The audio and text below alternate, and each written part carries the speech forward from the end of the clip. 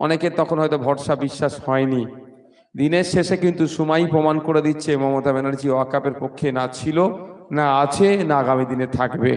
কারণ এদের ক্যাবিনেটের মিনিস্টাররাই ওয়াকাপ সম্পত্তি চুরি করে রেখেছে। এদের ক্যাবিনেটের মন্ত্রী ওয়াকাপ সম্পত্তি দখল করে রেখেছে। এই শাসক দলের তৃণমূল কংগ্রেসের এমএলএ এমপিরা ওয়াকাপ সম্পত্তি দখল করে রেখেছে। শাসক দলের নেতা মন্ত্রী থেকে শুরু করে পঞ্চায়েতের সদস্য এমন দেখলে দেখা যাবে এরা ওয়াকাফ সম্পত্তি দখল করে রেখেছে।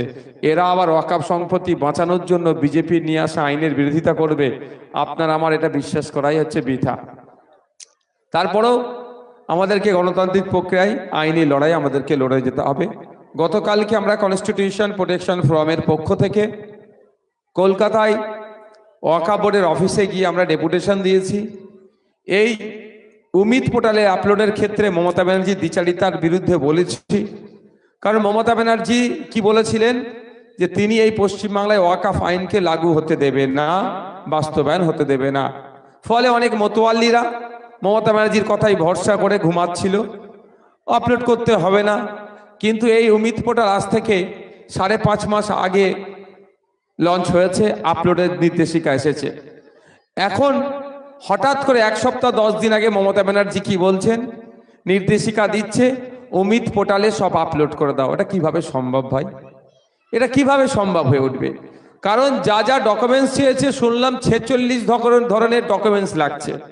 তো 46 ধরনের ডকুমেন্টস কি সম্ভব এখনই আপলোড করা?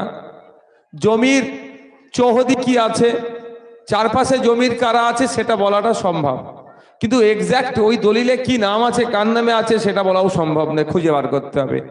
জমির ভ্যালুয়েশন কত, আজকে মার্কেট ভ্যালু কত, সরকারি এতে ভ্যালু কত সেটা তুলতে হবে, সেটাও দেওয়ার কথা বলা হচ্ছে। জমির আয়তন কত সেটাও বলা হচ্ছে। এত শর্ট টাইমে পাবে কি করে? তাই আমরা ডেপুটেশন দিয়েছি, আমাদের বিশ্বজিৎদাও ছিল এখানের, বেশ কয়েকজন আপনারা এখান থেকে গিয়েছিলেন। আমরা ডেপুটেশন দিচ্ছি কনস্টিটিউশন প্রোটেকশন ফোরামের পক্ষ থেকে যে এই 5 তারিখ নয়, কম করে এখনো 1 বছর টাইম দিতে হবে এটার জন্য। সাথে সাথে এটাও বলেছি যে জটিলতা করে রেখেছে অমিত পোর্টালে ডকুমেন্টসের কচলাকচলিতে অনেক ভালো জমি, ওয়াকাফ জমিকে ইচ্ছাকৃতভাবে বেহাত হয়ে যেতে পারে, সেটা সরলীকরণ করতে হবে।